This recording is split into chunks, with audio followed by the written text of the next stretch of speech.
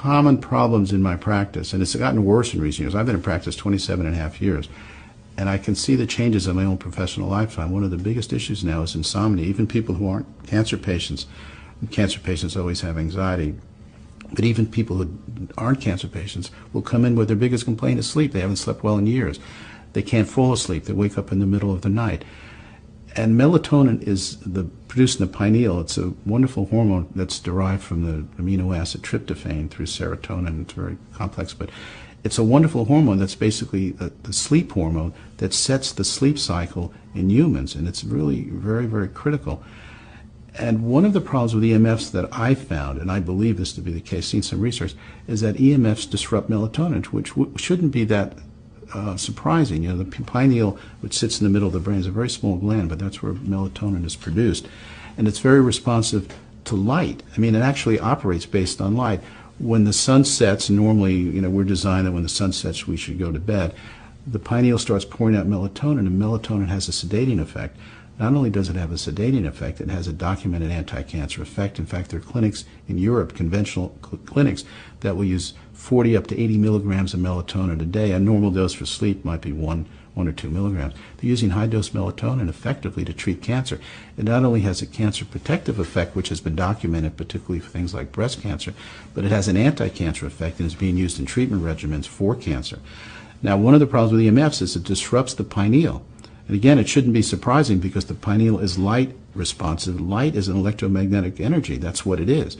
So the fact that EMFs are not going to disrupt the pineal is, you know, it's logical neurophysiologically. We would expect EMFs to disrupt, if anything else, the pineal, which exists to be sensitive to light.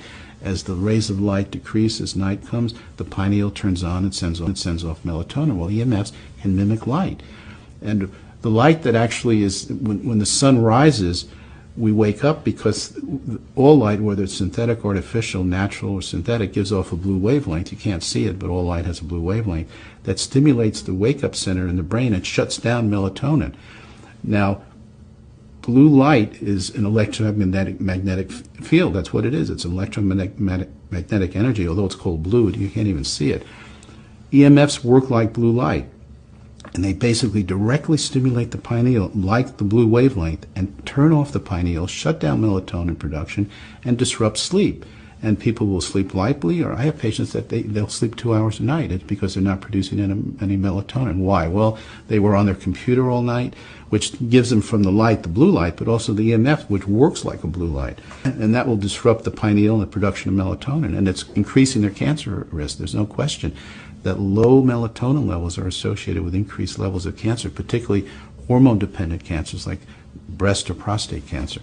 So there's no question that the EMFs are having a profound effect on the pineal, and as a result, a profound effect on sleep patterns. I mean, insomnia is epidemic. The costs of sleeping pills in the U.S. is in the billions, and it's among the most highly prescribed drugs. And what's the reason for that? It's the melatonin disruption. What's interesting is some of the newer drugs like Lunesta are actually trying to mimic the normal melatonin production and encourage melatonin production, because there's a much easier way of doing it, but it's not prescription. You take melatonin. Why take a drug to stimulate melatonin production when you can take melatonin? Or an even smarter way is to try and avoid EMFs, particularly late at night when you want to go to bed, because that's going to have the same effect as blue light and turn off the pineal, stimulate the active centers in the brain as if it were daylight, and you're not going to go to sleep. EMFs can have the same effect as full sunlight, even if you're in a completely dark room. You're not going to go to sleep. EMFs can have the same effect as full sunlight, even if you're in a completely dark room. That's why the sleep experts, even conventional sleep experts, tell people if you want to sleep well, keep all the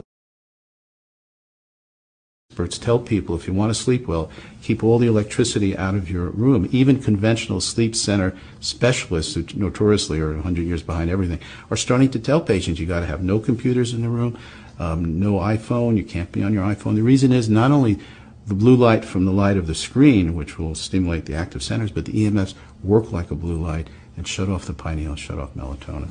If you think